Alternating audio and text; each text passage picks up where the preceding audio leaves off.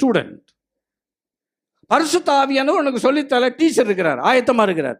அதனால் வேதம் படிக்கிறவர்கள் பரிசுத்த ஆவியானிடத்தில் வேதத்தை கற்றுக்கொள்ளும். என் சன் அடிக்கடி சொல்லுவான், எந்த காலேஜில் படிச்சிங்க? HPC. என்னப்பா HPCன்னு புதுசாக காலேஜ்னா? Holy spirit bible college. Holy spirit bible college.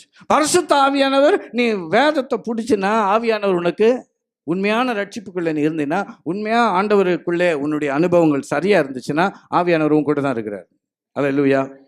இதோ உலகத்தின் கடைசி நாட்கள் நான் உங்களோடு கூட இருக்கேன் என்று சொன்னவர் நம்ம விட்டு விலகவே இல்லை.